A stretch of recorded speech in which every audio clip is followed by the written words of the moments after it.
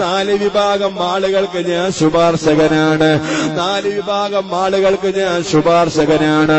നബി തങ്ങൾ പറയുന്നു മുക്രിമുൽ ദുർരിയതി, ഒന്നെന്റെ അഹ്ലു ബൈത്തിനെ എന്റെ മക്കളെ ബഹുമാനിച്ച ആളുകൾക്ക് ഞാൻ മശറ ഷാഫിയാണ് കേട്ടോ.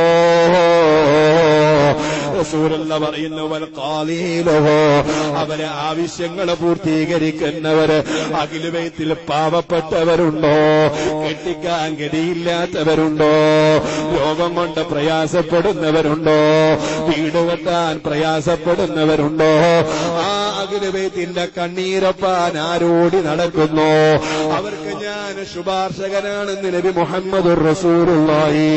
വസായിലഹും ഫീ ഉമൂരി ഇൻദമൽതറു ഇലൈഹി, അവർക്ക് എന്ത് ആവശ്യങ്ങൾ ഉണ്ടായാലും അതിനോടി നടക്കുന്ന ആളുകള്. വൽ മുഹിബ്ബു ലഹും ബിഖൽബിഹി വലിസാനിഹി, ഹൃദയം കൊണ്ടും നാവ് കൊണ്ടും അവർ ഇഷ്ടപ്പെടുന്ന ആളുകൾ, അവർക്ക് ഞാൻ എന്നും ഷഫീആയിരിക്കുമെന്ന് നബി മുഹമ്മദുർ റസൂലുള്ളാഹി. ഒരൊറ്റ കാര്യം കൂടെ പറഞ്ഞ് ബറക്കത്തിനൊരൊറ്റ ചരിത്രം പറഞ്ഞുകൊണ്ട് ഞാൻ നിർത്തട്ടെയോ.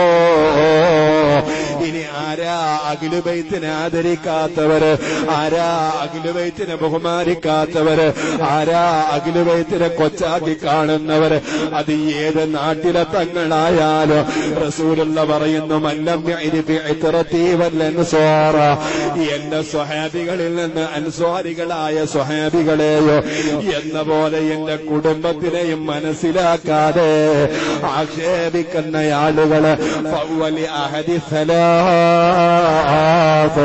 അവര് 3-4 വിഭാഗക്കാരനാണെന്ന് നബി മുഹമ്മദുർ റസൂലുള്ളാഹി.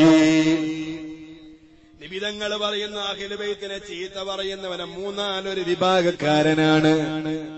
ഓ എന്റെ ഉമ്മ,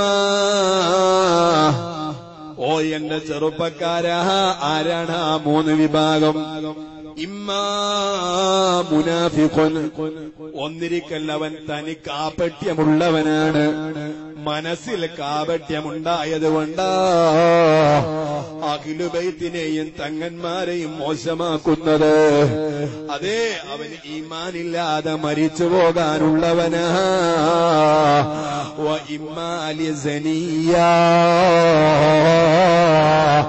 അതല്ലെങ്കിൽ അവന്റെ ഉമ്മ വ്യഭിചരിച്ചുണ്ടായവനായതുകൊണ്ടാ അവനിങ്ങനെ തങ്ങന്മാരെ കുറ്റപ്പെടുത്തുന്നത്. ഞാൻ പറഞ്ഞതല്ല, നബി മുഹമ്മദുർ റസൂലുള്ളാഹി.